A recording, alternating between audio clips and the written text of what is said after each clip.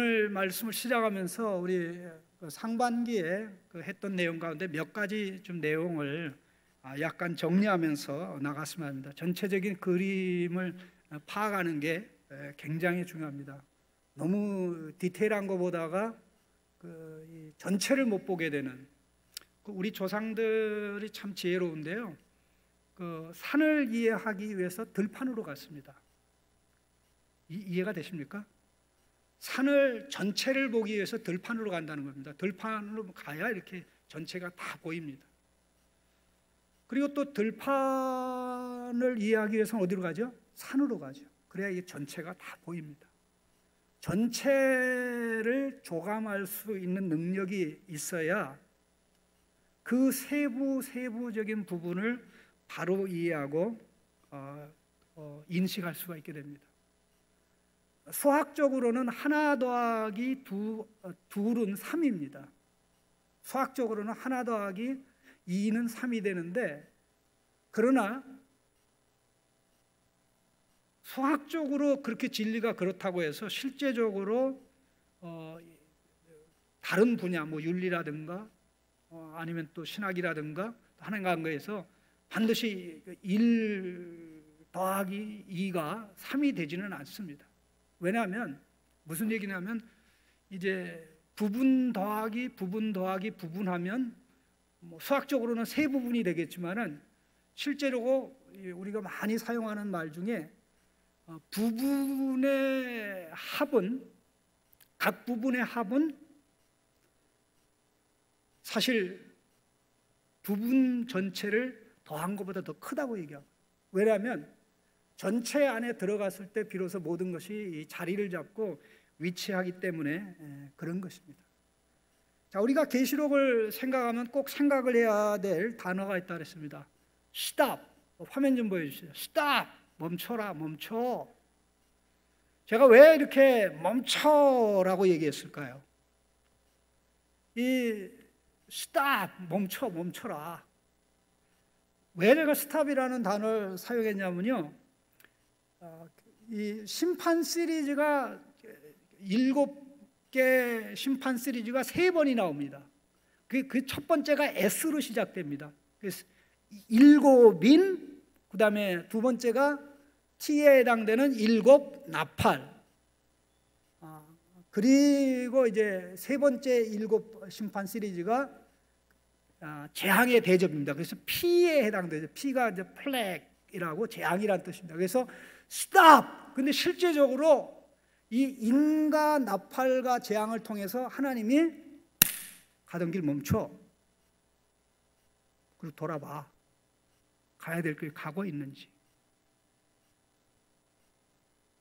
세상 사람들에게 이렇게 말씀하시고, 또 우리들에게는 어린 양 예수 그리스도의 눈으로 이 땅의 모든 일들, 현실을, 가정에 일어나는 일, 직장에 일어나는 사회에 일어나는 모든 일들을 보라는, 예수님의 눈으로 봐야 된다는. 그런데 우리는 2장 3장에 보면 우리의 눈하고 예수님의 눈이 너무나 다르다는 걸 알고 있습니다. 각 교인들이 생각하는 시각하고 예수님이 그 교인을 보는 시각이 달라져. 에베소 교인이 보는 시각, 예수님이 그 교회를 보는 시각, 라오디게아 교인들이 생각하는 시각, 예수님의 시각, 다 달라요. 그래서 예수님에게로 맞춰가는, 그렇게 됐을 때 비로소 어린 양 예수님의 편에서 준비된 새하늘과 새 땅에 합당하게 예수님의 증인으로 살게 될 것입니다. 그래서 멈추긴 멈췄는데 보지 못하면 어떻게 되냐? 예수님의 눈으로 보지 못하면 어떻게 되냐? 멈췄던 것을 중단하고 다시 계속하게 됩니다. 바로 그게 누구냐면요, 계시록에서 재앙의 대상이 되는 땅에 속한 사람들입니다. 땅에 속한 사람입니다. 그들은 안 멈춥니다. 재앙이 일어나도 그 길은 길이 아니야라고 해도 계속 갑니다. 두 번째 제가 말씀드린 것은 계시록의 다음 화면 보이시죠? 계시록을 4장, 5장, 1장, 3장, 21장, 22장, 그 다음에 4장, 5장, 이 헤븐리 컨트롤 센터에 해당되는 게 4장 5장이다. 4장 5장에 하나님의 보좌, 어린 양의 보좌, 네 생물, 24장로 그들을 둘러싸고 있는 수없이 많은 천사들이 하는 모든 일들, 이 모든 일들은 우리의 구원이 완성됐을 때 실제적으로 사람 모두 또 구원받은 인간 외의 피조물 모두가 하나님 앞에서 해야 될, 새하늘과 새 땅에 들어가서 해야 될 일을 보여주고 있는데, 그것과 함께 이 땅에서 모든 일어나는 일은 하나님의 통제 하에서 진행이 된다. 그 하나님의 삼중 심판의 세트가 사실 그 6장부터 이렇게 쭉 등장해서 20장까지 다 모든 내용이 연결되어 나오는데, 그 가운데 등장하는 교회의 모습이 어떤 모습입니까? 결국 이 사탄과 싸우는 가운데 하나님이 함께하고, 그들이 지기도 하지만 궁극적으로는 교회가 이긴다. 항상 이기는 건 아닙니다. 항상 이기는 거 아닙니다. 질 때도 있어요. 그러나 궁극적으로는 이기게 되어 있다 하는 그런 내용이고요. 그리고 우리로 하여금 막간막간의 정확한 심과 시각을 바로 보게 하기 위해서 그 스탑 사인, 그러니까 일곱 나팔, 일곱 대적 재앙을 구성할 때 4+3의 구조로 했다는 것을 기억했으면 좋겠습니다. 자, 다음 화면 보여주시죠. 그 첫 번째가 네 번째 인이 한 세트고, 그 다음에 이제 그 나머지 이제 쭉 이렇게 나가는데, 그 중에 이제 특별히 첫 번째 막간이 7장에 이렇게 쭉 나가고요. 그리고 일곱 나팔도 마찬가지입니다. 일곱 나팔도 보면 다음 화면입니다. 다음 화면. 그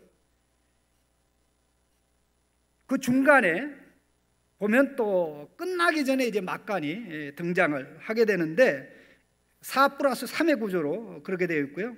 그 다음에 이제 다음 내용으로 가가지고요. 또 세 번째 막간이 아니고 그 앞에 거. 예.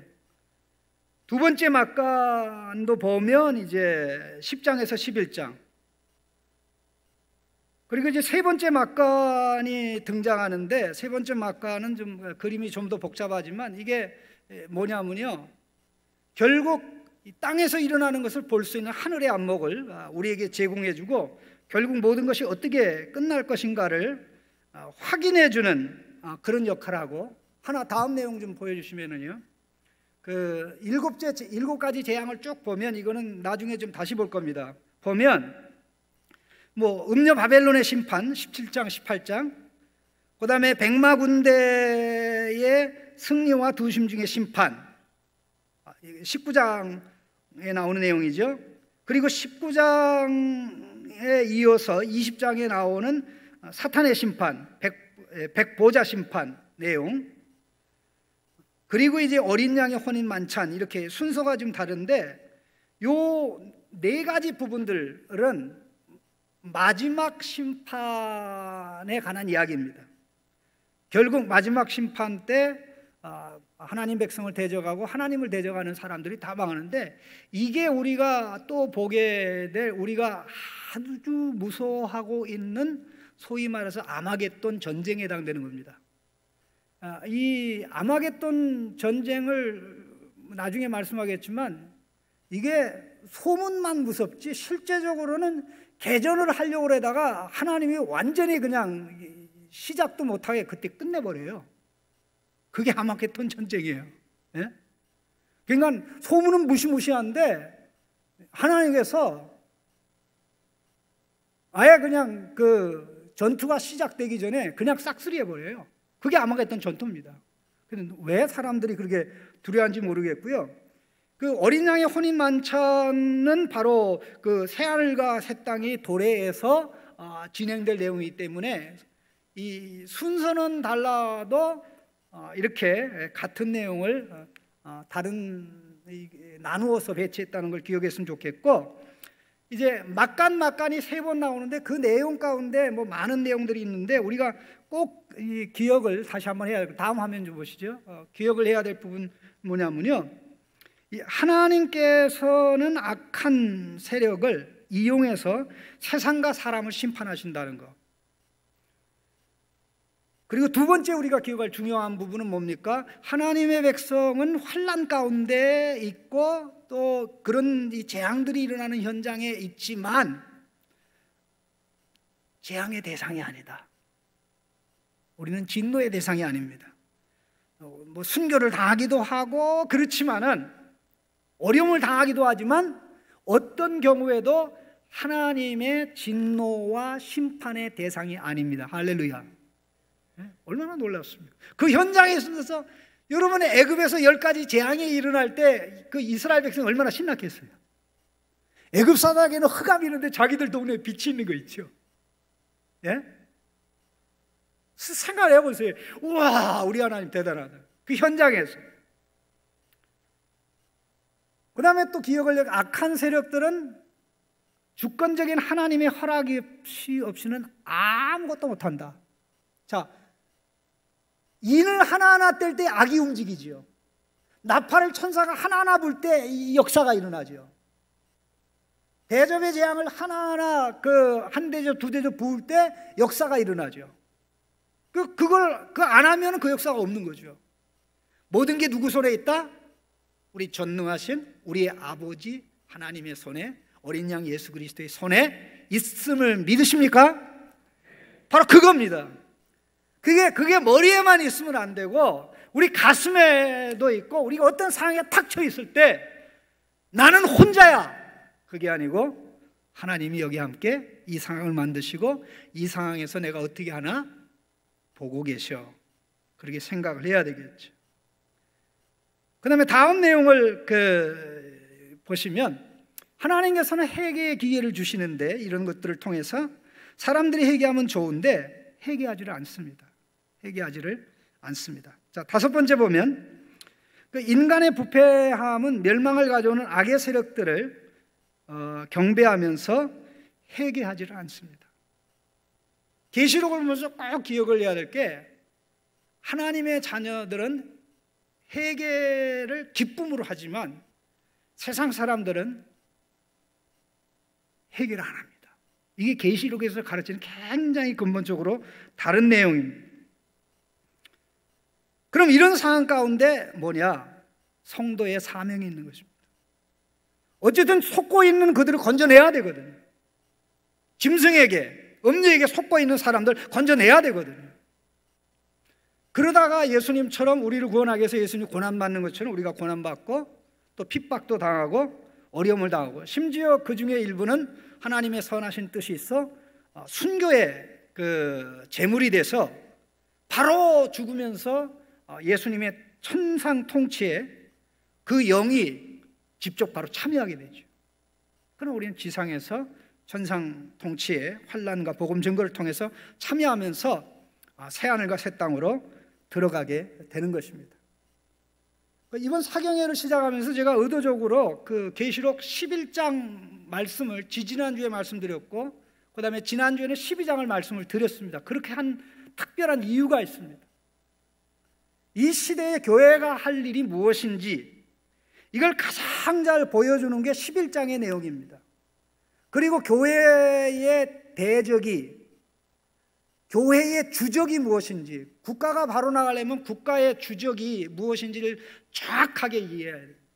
근데 그 개념이 흐려지면 적한테 문을 열어주고 적한테 안방을 내주는 그런 참 코미디 같은 일이 발생을 하게 되는데요. 자, 그와 관련해서 이 교회를 정확하게 이해하는 게 중요한데, 다음 화면 좀 보여주시기 바랍니다. 교회를 정확하게 이해하는 게 중요한데, 이 둥그란 게 세상입니다. 세상. 이 세상에 우리가 왜 있냐? 우리가 세상에 속하기 때문에 있는 게 아니고요, 우리의 사명지이기 때문에 우리가 세상에 있는 것입니다. 예수님이 우리를 세상에서 불러서 다시 우리를 back to the world, 세상으로 보내셨어요.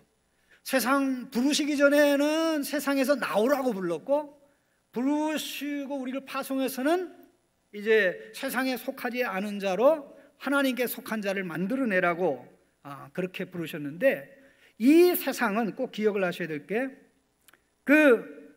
이 세상에 불법 통치자가 있어요. 꼭 기억을 해야 될 게 불법이라는 단어를 기억하셔야 돼요. 불법. 사단이 이 세상을 통치하는 것은 불법이다라는 것입니다. 자, 아담에게서 빼앗은 것이지요. 그리고 그것을 예수님이 되찾았어요. 그러니까 지금 언제든지 너 내놔, 너 그거 내놔라고 성도가 예수 그리스도의 복음으로 얘기하면 내놓을 수밖에 없습니다. 믿으십니까? 믿으십니까? 복음을 증거하지 않고 예수님 얘기하지 않으니까 그런 일이 안 일어나는 것이지. 그래서 이 세상을 불법으로 통치하고 있는 사탄은 무슨 사탄이다? 패배한 사탄이다. 요거는 기억하지 말래요. 사탄이 나 안 패배했어, 너 그런 말 듣지 마, 유목사 가는 거 그렇게 한다고. 패배한 사탄이다. 패배했습니다. 패배했어. 그러니까 이 불법 통치자가 억류하고 있는 이 악한 이 고통 중에 있는 사람들을 건져내야 돼요. 그 역할을 하는 것이 세상 안에 있지만 어디에선가 천상 소속, 하늘의 소속이에요. 왜? 예수님이 하늘에서 오셨고 하늘로 가셨고 하늘에서 통치하고, 그래서 우리가 성도들이 죽으면 어떻게 가요? 예수님 계신 곳 가잖아요. 그러다가 예수님이 재림하면 거기 그냥 남아있어요? 같이 옵니까? 같이 와요. 왜? 우리 예수님 따라가야 돼. 예수님이 있는 곳이 우리 소속이지. 예수님 하늘의 사람, 우리는 하늘의 사람들.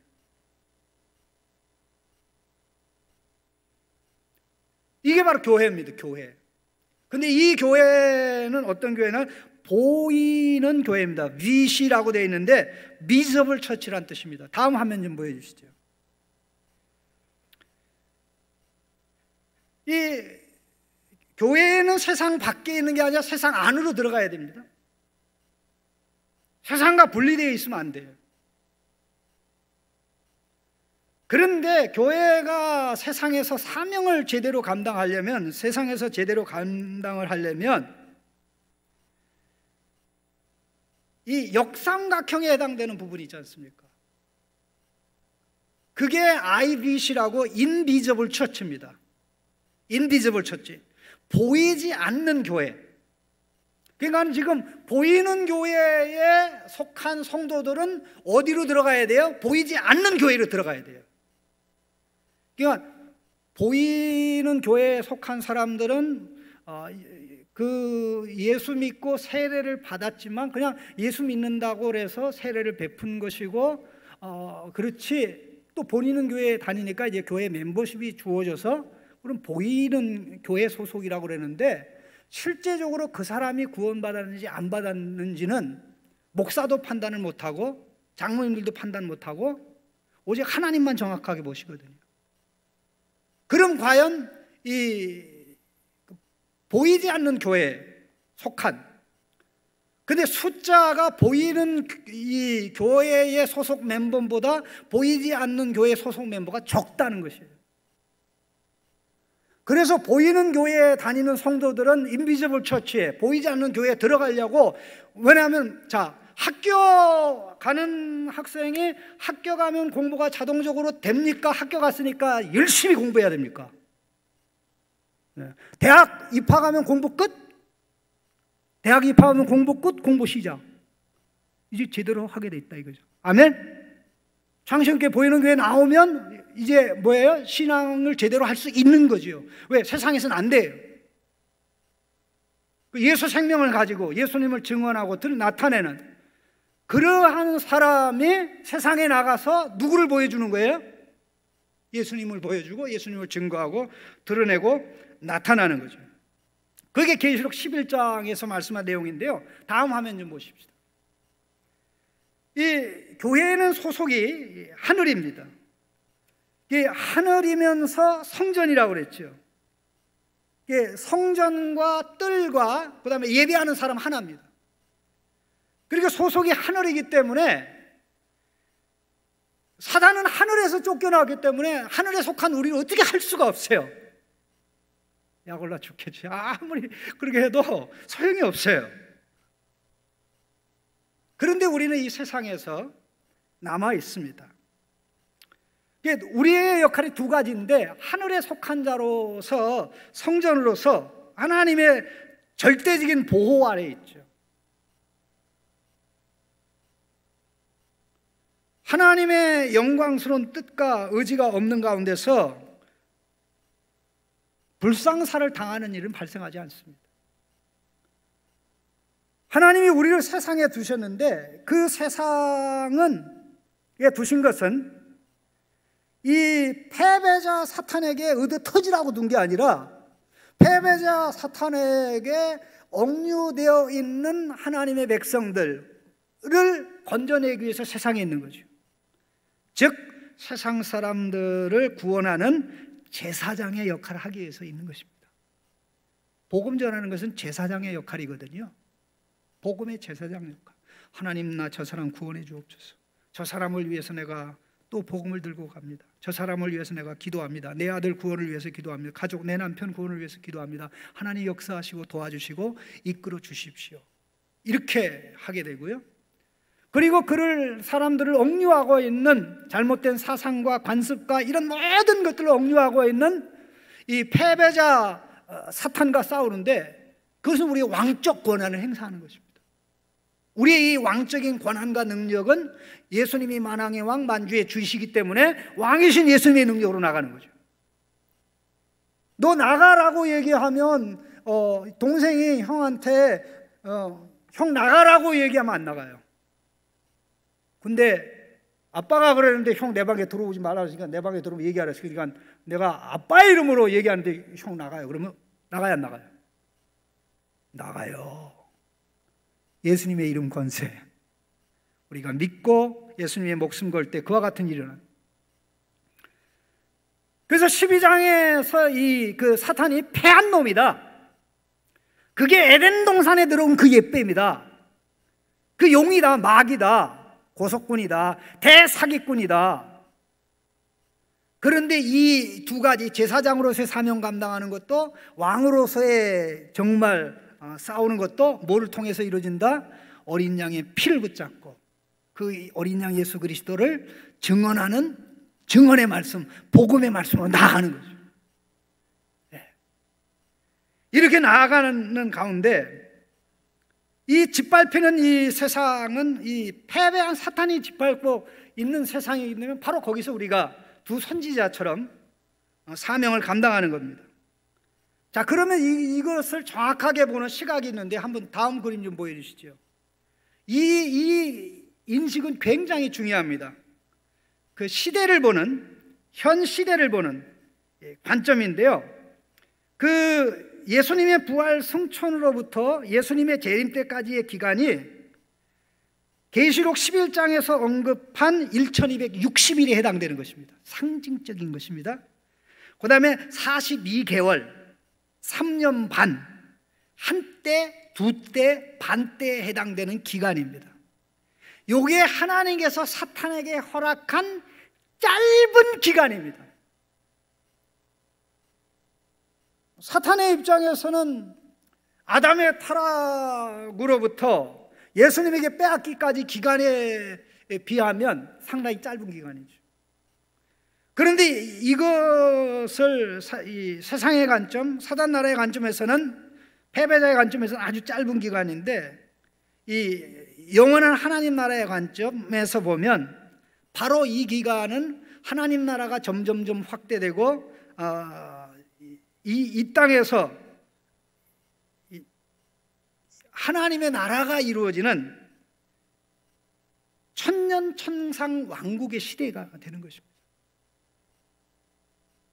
물론 계시록 20장에서 좀 내용을 봐야 되겠지만, 우리가 꼭 기억을 해야 될 것은 천년 왕국이라는 것이 이게 우리가 생각하는 문자 그대로 천년이라는 기간을 가르치는 것이냐, 이게 지금 현재냐 미래에 있을 것이냐 하는 해석의 차이지, 그 천년이라는 것의 의미는 계시록에 나오는 숫자가 가지는 상징성에 비추어서 이해를 해야 정확한 이해가 되는 것입니다. 그러니까 이 패배자에게 주어진 기간이 요 기간이에요. 이게 사탄에게 주어진 기간. 이거는 거의 식물인간이 되다시피 한 사탄이 호흡을 하면서 연명할 수 있는 기간이에요. 그러니까 그놈한테 쫄면 된다 안 된다, 그놈을 정확하게 봐야죠.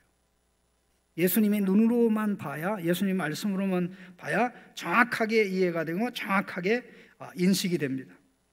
그래서 바로 이 기간 시대가 현 시대가 환란의 기간인데, 우리 11장 3절 같이 읽어보겠습니다. 11장 3절입니다. 여기 화면에 준비되어 있습니다. 같이 읽겠습니다. 내가 나의 두 증인에게 권세를 주리니 너희가 굵은 베옷을 입고 1260일을 예언하리. 여기 1260일 나오죠. 그게 복음 증거의 기간입니다. 그 다음에 12장 6절에 그 여자가 광야로 도망하며 거기서 1260일 동안 저를 양육하게 하여 하나님의 예비하신 곳이 있더라. 야, 하나님의 보호가 안 돼요. 그러니까 원래는 보십시오, 원래는 이 하나님이 성전과 제단과 예배하는 자를 손대지 못하겠죠. 그런데 지금 교회는 사명을 감당해서 어디로 가야 돼요? 세상으로 가야 되죠. 예? 광야 같은 세상에 가야 돼요. 그래서 거기 하나님 보호가 있는 거예요. 삶의 현장에서 하나님의 보호가 있는 줄로 믿습니다. 직장에서 하나님의 보호가 있는 줄 믿습니다. 예. 보십시오, 사탄은 급해요. 12장 12절 같이 읽어보겠습니다. 마귀가 자기의 때가 얼마 못된 줄을 알므로 크게 분내어 너희에게 내려갔습니다. 12장 14절에도 그 뱀의 낯을 피하여 한 때와 두 때와 반 때를 양육받으며, 이게 자기 때가 요 때라는 이 단어하고 한 때, 두 때, 반 때 단어는 똑같은 단어입니다. 그러니까는 시간이 가면 갈수록 결국 사탄은 나 이렇게 되는구나, 그런 상황이고, 그러니까 우리가 이런 것을 알고 있으면 여유를 가지고 긴장감을 풀고 나가서 우리가 승리를 쟁취할 수 있게 되는 것입니다. 자, 13장에 가서 봐서도 이제 그렇게 연결되는데 13장 5절을 같이 보겠습니다. 또 짐승이 큰 말과 참남된 말하는 입을 받고 또 42달 일할 권세를 받으니, 자, 짐승이 활동하는 42달의 기간이 바로 그 기간이에요. 똑같아요, 상징적으로. 그런데 하나님을 대항하는 말을 하도록 하나님이 내버려 둔 거예요. 그러니까 하나님이 그냥 당장 막을 수도 있는데 우리로 하여금 증인의 능력, 복음의 능력을 체험하게 하려고 그렇게 하신 거죠. 그 다음에 그래서 맨 마지막에 나오는 내용이 뭡니까? 20장 4절입니다. 같이 읽겠습니다. 또 내가 보좌들을 보니 거기 앉은 자들이 있어 심판하는 권세를 받았더라. 또 내가 보니 예수의 증거와 하나님의 말씀을 인하여 목배임을 받은 자의 영혼들과 또 짐승과 그의 우상에게 경배하지도 아니하고 이마와 그 손에 표를 받지도 아니한 자들이 살아서 그리스도로 더불어 1000년 동안 왕노릇하니. 자, 이 부분의 상당한 내용은 이 땅에서 복음을 전하다가 순교자가 돼서 비참해라고 생각했는데, 이걸 하늘에 누려보니까 죽는 순간 그들이 예수 그리스도의 천상 통치에 참여해서 이 땅에 하나님의 나라가 이루어지도록 같이 역사한다는 것이죠. 살아있는 자는 땅에서, 이미 복음을 증거하다가 이제 순교의 제물인 자는 천상에서. 사실 작년 올해만 해도 뭐 제가 대충 듣기는 전 세계에서 우리 선교사들이 거의 한 300여 명 정도가 코로나로 인해서 죽었다고 그러더라고요. 하나님께 갔다고 그러더라고요. 참 비참하다라고 생각할 수도 있습니다. 그러나 예수님의 십자가를 전하는 선교에 십자가의 흔적과 냄새가 없으면 그건 가짜죠. 십자가로 구원받는 우리의 삶에 십자가의 냄새가 없으면 그건 가짜입니다. 핍박받는 자는 소속이 이 위에 하늘임을 얘기하는 것이고 예수님임을 얘기하는 것이기 때문에 그렇습니다. 자, 그리고 또 하나 이제 다음 내용입니다. 다음 내용. 자, 이 내용을 꼭 기억을 하셔야 될 게 이제 12장에서 지난주에 말씀드렸습니다. 그 패배자, 이 총사령관, 이 악의 모든 것을 총체적으로 이끌어가는 그 총사령관이 큰 용, 그의 뱀, 에덴 동산을 침투한 그놈. 그 다음에 마귀, 마귀는 고소자, 회방자, 하나님을 회방하고 우리를 고소하고, 그 사탄. 제가 지난주에 무슨 말씀드렸어요? 이 마귀를 뭐라 그랬죠? 마음과 귀를 막는 놈. 기억하기 쉬우라. 그 다음에 사탄은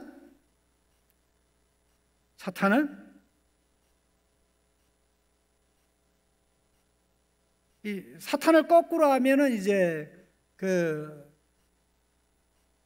유대인의 말에 또 전혀 다른 나타스라는 말이 됩니다. 사탄을 거꾸로 하면 나타스가 되거든요. 그것도 또 다른 사탄의 악의 세력의 일종입니다. 자, 그런데 이미 이 패배한 이놈이 패배하지 않은 것처럼 하늘의 눈으로 보면 이게 완전히 쫄개되다시피 해서 이 땅으로 쫓겨내려와 여인과 싸워도 지고 하늘에서 지고 땅에서 지고 이제 한번 버텨보려고 여인의 후설 예수 믿는 성도들을 대항해서 싸우려 했는데 혼자는 안 되니까 이제 세력을 동원하죠. 그게 13장의 내용입니다. 그래서 바다 짐승이 나와요. 그리고 두 번째는 이 땅 짐승이 나와요. 근데 이 짐승, 큰 용과 바다 짐승과 땅 짐승, 이게 다 삼위일체입니다. 더러운 삼위일체, 짝퉁 삼위일체. 그러나 세상에서는 이게 진짜 하나님 역할을 합니다. 진짜 하나님 역할을 합니다. 그런데 이 세력이 음녀 바벨론이 짐승을 타고 사람들을 속이며 이렇게 이상한 방향으로 나아가는 것입니다. 자, 그렇기 때문에 우리에게 가장 중요한 일은 예수님의 능력으로 예수님의 삶을 살아가는 것이죠. 다음 화면 보십시다. 충성된 증인. 예수님도 충성된 증인. 우리도 교회도 충성된 증인. 그럼 예수님의 충성도가 더 높아요? 우리의 충성도가 더 높아요? 비교 안 되죠. 그냥 예수님이 우리에게 충성하는 게 더 많아요? 우리가 예수님께 충성하는 게 더 많아요? 감사합니다. 우리는 흉내만 낼 뿐이다. 근데 흉내만 내도 하나님이 기뻐하신다. 아멘. 흉내 내다가 제대로 하게 돼요. 그래서 어린 양 예수님의 충성으로 교회는 끝까지 충성한다. 끝까지 충성하니까 고난받음에도 불구하고 복음 전하는 걸 중단하지 않죠. 끝까지 충성하니까 결국 예수 이름을 포기하지 않고 결국 순교를 하게 되어지는 것입니다. 자, 그러면 그 정도만 보고요. 이제 그냥 점프해서 여기 뭐 여러 가지 12장, 14장의 내용이 있는데 우리 시간 전략을 위해서 자, 14장의 내용을 가만히 보세요. 그럼 우리 13장 뭐 화면 안 보이셔도 괜찮습니다. 이거는 그 13장 마지막 절을 보시죠. 13장 그 17절, 18절을 보시면 이렇게 되어 있습니다.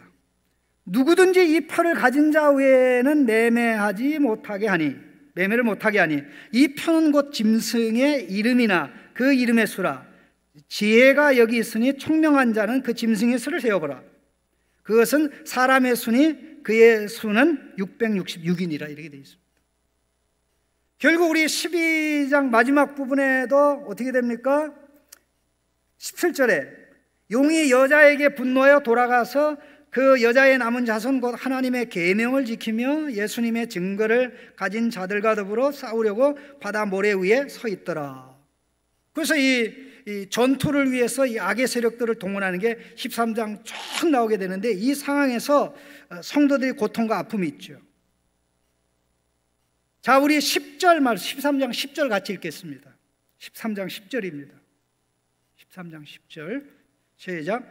사로잡힐 자는 사로잡혀갈 것이요 칼에 죽는 자는 마땅히 칼에 죽을 것이니 성도들의 인내와 믿음이 여기 있느니라. 자, 사로잡혀 갈 자는 사로잡혀가고 칼에 죽임을 당할 자는 마땅히 칼에 죽임을 당하는데, 여기 사로잡혀가는 대상, 또 칼에 죽임을 당하는 대상이, 자, 이게 불신자이었으면 좋겠습니까? 우리이면 좋겠습니까? 불신자이면 좋겠어요? 우리이면 좋겠어요? 예? 자, 한번 보십시다. 우리 8절 읽어보겠습니다. 답을 얻기 위해서. 죽임을 당한 어린 양의 생명책에 창세 이후로 이름이 기록되지 못하고 이 땅에 사는 자들은 다 그 짐승에게 경배하리라. 짐승에게, 바다 짐승, 땅 짐승은, 땅에서 올라온 짐승은 그 성령님의, 가짜 성령님 역할에서 가짜 예수 역할하는 바다 짐승을 높이고, 바다 짐승을 높이면 결국 사탄을 높이는 것이기 때문에 이 짝퉁 거짓 삼위일체가 이 세상에서 불신자에게 하나님입니다. 세상 사람들이 하나님 역할.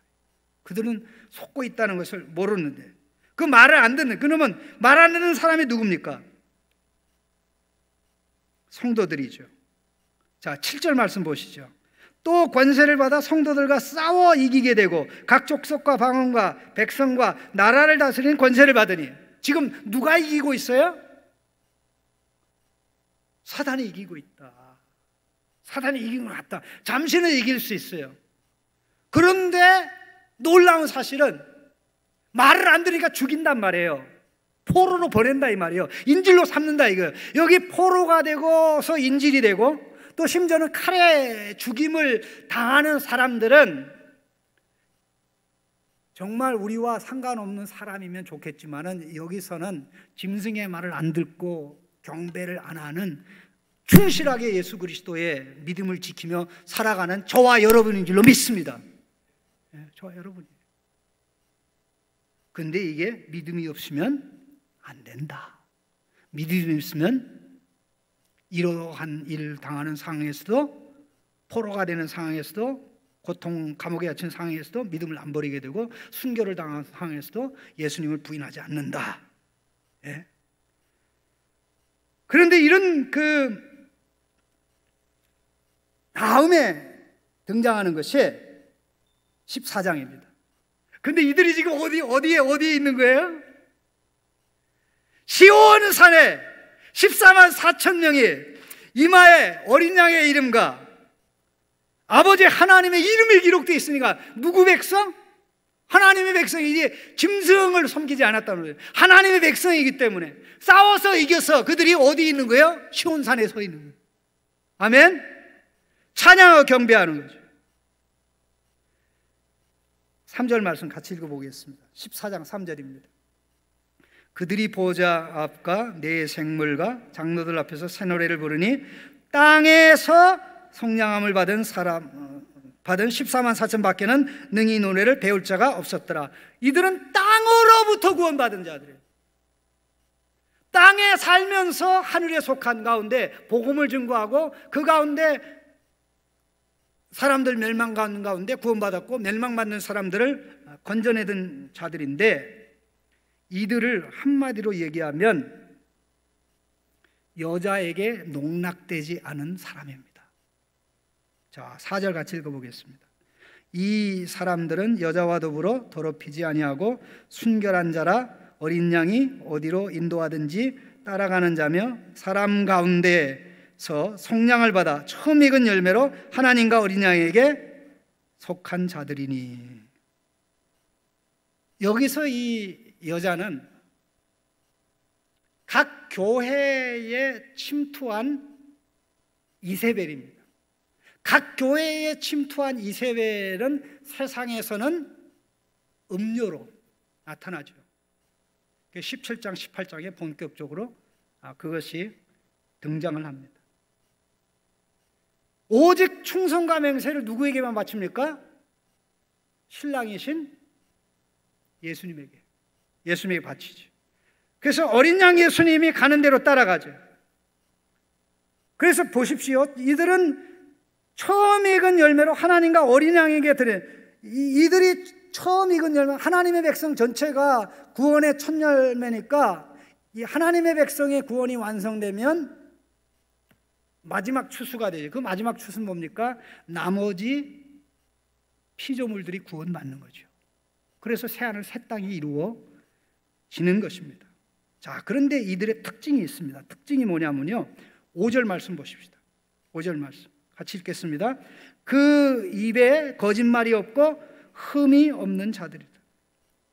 자, 여기 입에 거짓말이 없다. 그러면 입에 거짓말이 가득 찬 자가 누구죠?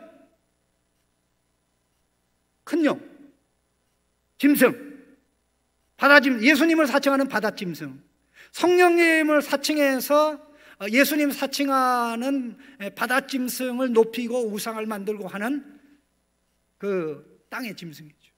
그리고 이 가짜 삼위일체 하나님을 사칭하는 요 세력을 돕고 추종하는 자들이죠. 제가 옛날에는 이 말씀을 어떻게 이해를 했냐면요, 그냥 우리가 하는 일상적인 거짓말 정도로, 그래서 계시록 20장에 21장에도 나오고 22장에도 나옵니다. 이 거짓말하는 자, 거짓말을 지어내 좋아하는 자마다 성 밖에 있으리라, 이런 말씀을 그렇게 좀 단순하게 생각했었는데, 그거는 사실 계시록이 의미하는 바는 아니고요. 계시록 본문에서 얘기하는 것은 이 거짓말은 짐승의 말, 사탄의 말, 사탄을 추종하는 사람들의 말을 받아들이고 그 사상에 따라서 살아가는 사람을 가르칩니다. 자, 진리가 있으면 진리에 반대되는 건 비진리죠. 하나님을 안 따라가고 하나님을 대적하는 사람을 따라가면 하나님께 반하는 거죠. 자, 그러면 이 14만 4천의 입속에는 거짓말이 없기 때문에 결국 그들이 구별된, 세상의 흠과 티가 묻지 않고 구별된 거룩한 삶을 살 수 있었다는 거죠. 진리가 우리를 변화시키거든요. 진리가 우리 속에 들어와야 우리의 눈이 열려가지고 저 사탄의 저 거짓말이네, 저 거짓말이네, 저 하나님, 쥐가 하나님도 아니고 하나님이라고 하네, 이렇게 분별력이 생기는 거거든요. 이게 천상의 눈이 열리는 거거든요. 진리의 시각이 열려야, 진리의 시각이 열려야 그렇게 되거든요. 이게 영이 두 종류의 영이 있는데 거짓의 영이 있고 진리의 영이 있습니다.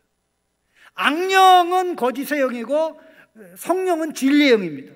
하나님의 말씀을 하고 하나님 말씀을 깨닫게 하고 예수님을 가르쳐주는 성령, 그 진리의 영의 성령의 도움받아서 말씀을 깨닫고 말씀을 이해하고, 그러면 그 말씀을 가지고 기도하니까 그 말씀에 응답하셔서 우리 마음속이 예수님의 순결함과 예수님의 정결함으로 변화되어 나가죠. 그래서 이 과정을 거쳐 나가는 자들이라는. 자, 이들이 마침내 이렇게 하늘에 서게 되는데, 그러나 이 땅에서는 무슨 역할을 한다? 바로 14장 6절 말씀에서 쭉 나와 있듯이 이 세상에서 사명을 가지고 사명을 감당합니다. 그런데 이 그 세 천사가 공중에 날아가면서 이 선포하는 내용인데, 자, 6절 말씀 읽어볼까요? 한번 또 보십시다. 또 보니 다른 천사가 공중에 날아가는데 땅에 거주하는 자들 곧 모든 민족과 종족과 방언과 백성에게 전할 영원한 복음을 가졌더라, 이렇게 되어 있습니다. 그러면 복음의 내용이 뭐냐면 바로 하나님을 경배하라는 겁니다. 7절에 심판의 때가 가까웠으니까 하나님을 두려워하고 그에게 영광 돌려라. 그분은 하늘과 땅과 바다와 물들의 근원을 만드신 분이다. 그분을 경배해라. 그러면서 하는 말이 충격적인 말이 나옵니다. 그 충격적인 말이 8절입니다. 8절이 뭐죠? 또 다른 천사 곧 둘째가 그 뒤를 따라 말하되 뭐하였도다? 무너졌도다. 무너졌도다. 큰 성 바벨론이여 모든 나라에게 그의 음행으로 말미암아 진노의 포도주를 먹이던 자라로다 하더라. 자, 그러면 이 시각으로 열리면, 자, 짐승의 말을 듣겠어요, 안 듣겠어요? 짐승에게 요구하는 우상에 경배합니까? 경배하지 않습니까? 경배하지 않죠. 그냥 그거를 거역하려고 하다 보면 너무나 힘듭니다. 뭐 사지도 못하고 팔지도 못하는 상황이 발생하는데, 그러나 심판날이 되면 어떤 일이 벌어집니까? 11절 말씀 같이 읽어보겠습니다. 11절 그 고난의 연기가 세세토록 올라가리로다. 짐승과 그의 우상에게는 경배하고 그의 이름 표를 받는 자는 누구든지 밤낮 쉼을 얻지 못하리로다. 밤낮 쉼을 얻지 못하리로다 그랬어요. 그러나 우리 주님에게 속한 자는 한없는 쉼과 안식을 누리게 되죠. 왜요? 13절 말씀에 뭐라고 되어 있습니까? 한번 같이 읽어보겠습니다. 또 내가 들으니 하늘에서 음성이 나서 이르되 기록하라. 지금 이후로 주 안에서 죽는 자들은 복이 있도다 하시매 성령이 이르시되 그러하다. 그들이 수고를 그치고 쉬리니 이는 그들이 행한 일이 따름이라 하시더라. 이 땅에서 복음 전하고 복음 전하다 그들 터지느냐고, 심지어는 핍박을 당하느냐고, 심지어는 순교를 당하는 이런 일도 있었지만, 그러나 하나님을 대적하고 짐승을 하나님으로 알고 섬겼던 용과 두 짐승을 따라갔던 모든 사람들이 얼마나 비참하게 되는지를 말씀을 하는 것입니다. 그리고 나서 이제 마지막 추수를 언급하는 게 나옵니다. 하나는 땅의 추수고요, 또 하나는 포도 수확입니다. 이게 그 땅의 수확은 이 하나님의 백성의 구원을 얘기하는 것입니다. 자, 우리 16절만 읽겠습니다. 16절에 15절 16절 또 다른 천사가 성전으로부터 나와 구름 위에 앉은 이를 향하여 큰 음성으로 외쳐 이르되 당신의 낯을 휘둘러서서 땅의 곡식이 다 익어 거둘 때가 이르렀음이니이다 하니 구름 위에 앉으신 이가 낯을 땅에 두르매 땅의 곡식이 거두어지니라. 근데 여기 그 15절에 땅의 곡식이 나오고요, 16절에도 땅의 곡식이 나오죠. 근데 원문에는 곡식이라는 단어가 없어요. 땅이 수확되는 것입니다. 땅이 수확되는 것입니다. 그럼 이게 굉장히 중요한 얘기입니다. 왜 이 곡식이라는 단어가 안 들어가, 원문에는 곡식이라는 단어가 안 들어갑니다. 우리말에만 들어가는데 이건 왜 이렇게 나오냐면요, 예수님이 씨 뿌리는 자의 비유를 말씀하실 때 씨가 어디에 떨어집니까? 어디에 떨어져요? 땅에 떨어지죠. 자, 씨가 마음에 떨어진다고 그랬어요? 땅에 떨어진다고 그랬어요? 땅에 떨어진다고 그랬죠. 길가라는 땅에 떨어지고, 돌짝이라는 땅에 떨어지고, 가시밭이라는 땅에 떨어지고, 옥토라는 땅에 떨어지지요. 그래서 그것을 통해서 가르치는 핵심이 뭐라고 그랬습니까? 하나님의 말씀은 그냥 내가 성경을 들고 있으면 이게 마력처럼 나를 지키고, 총알도 못 들고 나를 지키고 보호하고 악마가 유혹하지 못하는 게 아니라, 제대로 이해되지 않고 깨달아지지 않은 말씀은 꽝입니다. 전혀 도움이 안 됩니다. 내 영혼에 도움이 안 됩니다. 내 마음대로 받아들인 말씀은 환난 날에 나를 지키지 못합니다. 유혹 앞에서 내가 유혹을 배척하게 나를 돕지 못합니다. 그래서 제대로 말씀을 이해하고 받아들이는 상태를 옥토로 비유한 것입니다. 제대로 이해하고 말씀을 받아들이는 것을 옥토로 비유했는데, 자, 그러면 때가 되면 하나님 나라의 열매를 그 땅이 맺지요. 30배, 60배, 100배를 맺죠. 그걸 추수하는 게, 하나님 나라 결실을 추수하는 게 마지막에 우리의 구원입니다. 이걸 말씀하는 거예요. 이걸 말씀하는 거예요. 그런데 그런 추수가 있는가 하면 안 좋은 추수도 있다. 무슨 추수입니까? 포도 추수입니다. 포도 추수. 자, 19절 20절 읽겠습니다. 19절 20절. 천사가 낯을 땅에 휘둘러 땅에 포도주를 거두어 하나님의 진노의 큰 포도주 틀에 던지매 성 밖에서 그 틀이 밟히니 틀에서 피가 나서 말 굴레까지 닿았고 1600 스타디온에 퍼졌더라.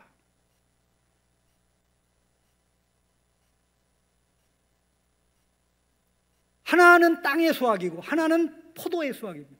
자, 포도를 수확하면 어떻게 됩니까? 이거를 포도주에 넣고 밟죠. 이렇게 밟아요. 예? 그런데 그 포도가 사람 포도예요. 그런데 여기 굉장히 중요한 내용이 있어요. 우리는 구원의 포도주를 마셔서 어린 양 예수 그리스도를 따라가고 어린 양 예수 그리스도를 섬기며 증언하며 살지만 음란의 포도주를 마시고 살아가는 사람은 마침내 어떤 일이 벌어집니까? 결국 그 포도주를 즐기는 사람이 포도가 돼버려요. 포도가 돼서 심판날에 사람 포도가 돼서 심판의 포도주에 던져져서 완전히 심판을 짓밟게 되는 그런 일이 발생하는 것입니다. 자, 우리 그림자가 준비했습니다. 그림 좀 보여주시죠. 이거 만들려면 고민 되게 많이 했습니다. 이 그때그때 진노의 대접이 나타나는데 그 진노의 대접에서 이제 그 컵이 나오는 거죠. 그러면 그 컵을 들여 마실 때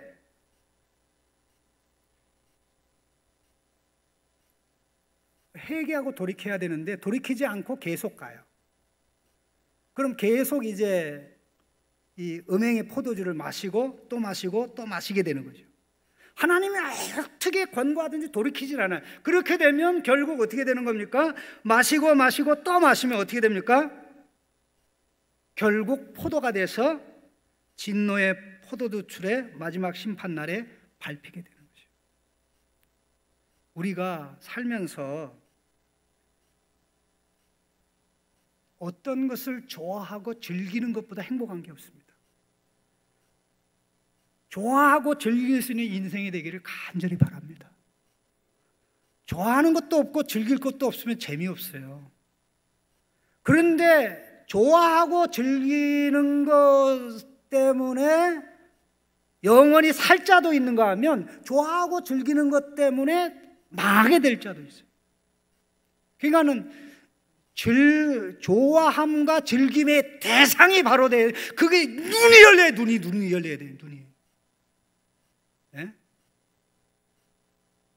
자, 하나님을 좋아하고 즐겨야 됩니까? 하나님이 만든 것이나 주신 것을 좋아하고 즐기면서 하나님 완전히 깡그리 무시하고 살아야 되겠습니까? 세상의 포도주, 음행의 포도주에 취한 사람은 하나님이 만든 세상 것을 다 누리면서 하나님한테 로얄티도 지불 안 하고 하나님 인정 안 하고 하나님 없다 하고 그거예요. 이 세상이 얼마나 좋은 세상이라고 얘기합니까? 얼마나 좋은 세상이라고 얘기합니까? 그러나 좋은 것을 만들어가는 기술도 문명도 만들어가는 하나님을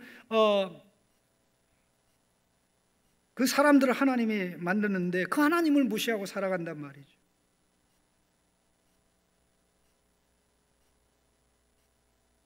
그래서 우리는 계시록을 보면서 내가 좋아하는 게 뭔지, 내가 즐기고 있는 게 뭔지, 남편이 옆에 있는데 남편이 사준 물건만 좋아하고 남편이 직장에 와서 또 밥 해줄 생각도 안 하고 아무 관심도 없고 이제나 저제나 남편이 사준 것을 연인으로 삼아서 살아간다고 하면 얼마나 참 기가 막힌 일입니까? 바로 그 모습이 하나님 앞에는 그 음료의 포도주에 취해서 살아가는 그 모습인데 결국 하나님의 말씀이 들어와야 즐겨야 될 하나님을 즐기고 하나님을 즐기면 하나님이 영원한 것처럼 우리도 영원하게 바뀌게 됩니다.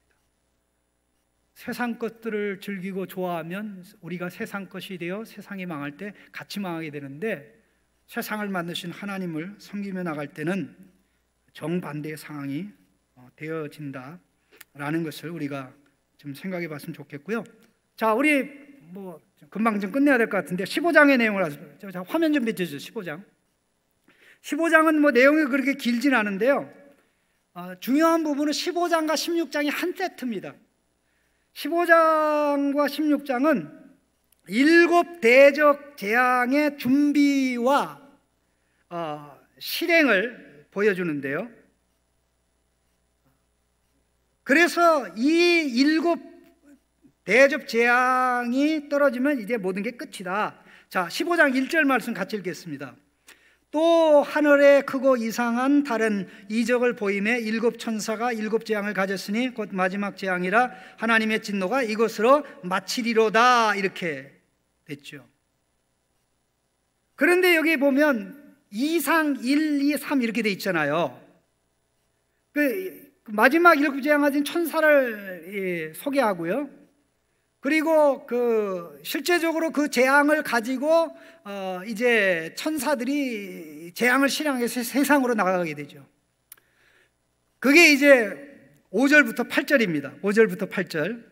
자, 8절만 읽어보겠습니다. 네 생물 중 하나가 영원토록 살아계신 하나님의 진노를 가득히 담은 금대접 일곱을 그 일곱 천사들에게 주니, 이렇게 돼 있죠. 그리고 8절도 읽겠습니다. 하나님의 영광과 능력으로 말미암아 성전의 영이 가득하며 일곱 천사의 일곱 재앙이 맞지 않게는 성전의 능에 들어갈 자가 없더라, 이렇게 됐는데요. 자, 그리고 이게 시작도 재앙 준비, 재앙을 이제 퍼붓기 위해서 이제 대접을 받는 모습하고 중간에 뭐가 돼 있습니까? 14만 4천이 짐승을 이기고 바닷가에 서서 우리 하나님을 찬양하는 모습. 할렐루야. 예? 얼마나 놀랍습니까? 3절, 2절, 3절 같이 읽겠습니다. 2절, 3절. 내가 보니 불이 섞인 유리바다와 같은 것이 있고 짐승과 그의 우상과 그의 이름의 수를 이기고 벗어난 자들이 유리바다가에 서서 하나님의 검거를 가지고 하나님의 종 모세의 노래 어린 양의 노래를 불러 이르되 주 하나님 곧 전능하신 이시여 하시는 일이 크고 놀라우시도다. 만국의 왕이시여 주의 길이 의롭고 참되시도다. 4절도 주여 누가 주의 이름을 두려워하지 아니하며 영화롭게 하지 아니하오리까. 오직 주만이 거룩하니이다. 주의 의로우신 일이 나타났음에 만국이 와서 주께 경배하리라 하더라. 이게 우리의 모습입니다. 네? 재앙이 시작된 상황에 하나님을 경외하고 하나님을 경외하고 경배할 사람들을 만들어가는 그런 것인데요, 여기에서 우리가 꼭 빼놓지 않고 기억해야 될 굉장히 중요한 내용이 있습니다. 그 내용이 뭐냐면요, 이 15장 7절에 언급을 된 하나님의 진노를 가득히 담은 금대접입니다. 금대접. 아니, 금대접이래요. 금대접. 아니, 금대접에 진노를 담으면 이게 어울려요, 어울리지 않아요? 아니, 금대접에 진노를 담으면 이게 어울려요, 안 어울려요? 금그릇에 죄송합니다, 인분을 담으면 어울려요, 안 어울려요? 안 어울리잖아요. 근데 왜 진노를 얘기하면서 그걸 금대접이라고 그랬을까요? 자, 이 금대접이요, 5장 8절에 같이 읽겠습니다. 그 두루마리를 취하심에 네 생물과 24장로들이 그 어린 양 앞에 엎드려 각각 검은고와 향이 가득한 금대접을 가졌으니 이 향은 성도들의 기도들이다. 성도들의 기도를 담는 그릇이기 때문에 금대접이, 성도들의 기도가 너무 아름다운 거죠. 하나님의 뜻을 이루고자 기도하잖아요. 그래서 모든 성도의 기도의 향이 채워져서 마침내 하나님께서 응답하시는 겁니다. 마침내 하나님이 응답하셔서 세상에 재앙을 붓는 것입니다. 그게 자, 8장 다음 내용을 보시면 다음 화면 보여주세요. 같이 읽겠습니다. 또 다른 천사가 와서 제단 곁에 서서 금향로를 가지고 많은 향을 받았으니 이는 모든 성도의 기도와 합하여 보좌 앞 금제단에 드리고자 함이라. 향연이 성도의 기도와 함께 천사의 손으로부터 하나님 앞으로 올라가는지라. 천사가 향로를 가지고 제단에 불을 탐하다가 땅에 쏟음에 우레와 음성과 번개와 지진이 나더라. 이게 바로 16장부터 본격적으로 기록된 7 재앙의 대접입니다. 이 땅에서 일어나는 하나님 원수, 하나님 백성의 원수에 대한 재앙은 성도들의 기도의 응답입니다. 하늘에 있는 앞서간 성도들, 순교자들, 또 지상에서 하나님 앞에 예수 그리스도를 따라가며 바르고 구별되게 살아가려는 그들이 하나님의 나라가 이루어지기를 원합니다. 이 세상 나라 망하고 하나님 나라, 사탄 나라 망하고 하나님 나라 이루어지기를 원합니다. 악이 설 자리가 없고 하나님 나라 이루어지기 원합니다. 이 기도가 마침내 응답돼서 하나님께서 원수에게 대접의 재앙을 7 대접 재앙을 하나하나씩 내리게 되는 겁니다. 자, 그렇게 내리게 되니까 어떻게 됩니까? 성도들이 감사하는 거죠. 그래서 그 감사 응답, 이 감사하고 기뻐하고 또 16장 7절에 어떻게 됩니까? 이 하늘에 있는 자들이 감사하고 16장 7절 우리 같이 한번 읽어보겠습니다. 16장 7절 화면에 있습니다. 또 내가 들으니 제단이 말하기를 그러하다. 주 하나님 곧 전능하신 이시여 심판하시는 것이 참되고 의로우시도다 하도다. 이들이 누굽니까? 제단이 누굽니까? 바로 6장에 나오는 앞서간 성도들이에요. 그 중에 상당수가 순교의 피를 흘린 자들이죠. 하나님 언제 우리의 억울한 걸 갚아주시겠습니까? 언제 저 원수들을 하나님께서 정리하실 겁니까? 예수님이 말씀하신 그 홀로 된 여인이 내 원한을 풀어주십시오, 내 원한을 풀어주십시오 하듯이 죄가 나의 원수고 사탄이 나의 원수고 내가 하나님 뜻대로 살지 못하는 것이 원수고 욕심 가지고 사는 것이 원수인데 하나님 이거 언제 정리하시고 해결하시고 그러시겠습니까? 사단을 멸하시고 그 악한 세력을 멸하시고 정리해 주십시오. 자, 하나님은 이 땅의 악을 정리하고 결국 우리의 기도를 통해서 예수님의 통치에 참여시키고 마침내 재앙이 단계적으로 내려서 최종적으로 하나님 나라가 이루어지게 되는 이 역사, 얼마나 우리가 존귀합니까? 얼마나 우리가 구별되고 놀랍니까? 자, 5분 내로 16장 끝을 내겠습니다. 16장 보시죠. 16장을 딱 보시면 이게 7 대접이 착착착착 나오잖아요. 그런데 꼭 기억을 해야 될 것은 그 재앙의 대상이 땅에 있는 성도가 아니고, 왜? 성도가 기도해서, 땅에 있는 성도, 하늘에 있는 성도가 기도해서 이게 일어나는 거니까 우리는 그 현장이면서 하나님 기도 응답하시니까 하면 하나님 나라, 사단 나라 망 하나님 나라, 짐승 내가 정말 짐승에만 안 듣기를 잘했다, 음녀의 유혹에 빠지지 않기를 잘했다, 이렇게 하게 되는데요.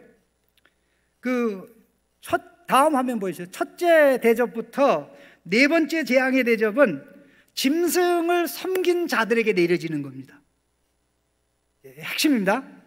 우상 숭배자에게 종기가 나고요, 물의 모든 고기가 죽고요, 강과 물의 근원이 피가 되죠. 강과 물의 근원을 만들어서 하나님을 찬양하고 경배해야 되는데 그걸 안 하죠.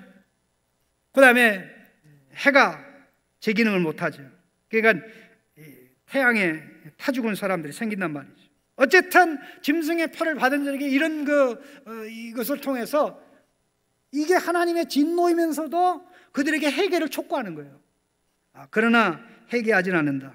그러나 하나 더 보시죠. 다음 내용입니다. 이게 4+3이라고 그랬잖아요, 항상. 그래서 5, 6, 7번째는 앞부분에는 짐승을 숭배한 자들에게 내린 재앙이었는데, 이거는 그 짐승 자체에게 진노를 내리는데 짐승이 폭삭 주저앉고 포기하는 게 아니라 이 결심하고 결전을 다짐해요. 이 저항을 내요. 하나님의 진노가 임하면서 오히려 이 하나님 앞에 굴복하는 게 아니라 마지막 그 발악하면서 하나님을 대들 준비를 하는 내용이 여기 5번째, 6번째, 7번째 이렇게 쭉 나오게 되는 것입니다. 그런데 꼭 우리가 기억할 게 있습니다. 자, 16장에 꼭 기억하실 내용이, 자, 다음 화면 좀 보여주세요. 바로 이겁니다. 16장 15절을 읽겠습니다. 16장 15절입니다.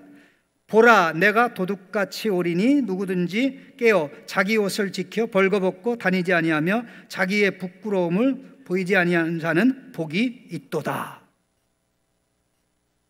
자, 요 사이가요, 바로 요게 성도에 관한 이야기고, 12절부터 그 앞에까지는 이 악의 세력들이 이 악령의 삼위일체, 용과 짐승과 거짓 선지자가 하나가 돼가지고 세상 왕들을 동원해서 하나님 대적하려고 준비해요. 그리고 이제 7번째 천사가 재앙을 부으면서 이제 세상에 고통 체험하는데, 그러한 와중에 성도들은 뭐 하는 겁니까? 세상에 일어나는 재앙을 보면서 혹시 내가 회개할 게 있는 게 뭔가, 내가 돌이킬 게 뭔가, 내 옷이 예수님이 나한테 의의 옷을 입혀주는데 나 이거 깨끗해 하고 정결케 해야지. 아, 하나님, 나 이거 회개합니다. 나 거룩하게 해주세요. 그래서 회개와 거룩의 삶을, 이런 것을 보면서 배워가는 거죠. 왜? 예수님이 속했으니까. 그러나 땅의 사람들, 짐승을 섬기는 사람들 어떻습니까? 자, 9절 읽겠습니다. 9절. 사람들이 크게 태움에 태워진지라 이 재앙을 향하는 권세를 가지신 하나님의 이름을 비방하며 또 회개하지 아니하고 주께 영광 돌리지 아니하더라. 11절. 아픈 것과 종기로 말미암아 하늘의 하나님을 비방하고 그들의 행위를 회개하지 아니하더라. 21절. 또 무게가 1달란트나 되는 큰 우박이 하늘로부터 사람에게 내림에 사람들이 그 우박의 재앙 때문에 하나님을 비방하니 그 재앙이 심히 크미러라. 땅의 사람들, 짐승을 따라가는 사람은 어떠한 일이 있어도 하나님께 돌아오지 않고 오히려 하나님 대든다. 비방하고 회개하지 않는다. 회개하고 죄 용서를 구할 때 그게 하나님께 영광이 되는데, 회개하지 않으니까 하나님께 영광을 안 돌리는 것입니다. 작게 영광 돌리는 거 회개하는 거, 더 크게 영광 돌리는 거 회개한 마음을 가지고 정반대 거룩한 삶, 순종의 삶을 살아가는 것이죠.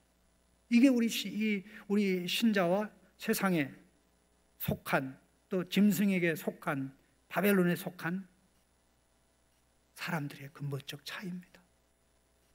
어떻게 살아야 되겠습니까? 어떻게 살아야 되겠습니까? 기도 잠깐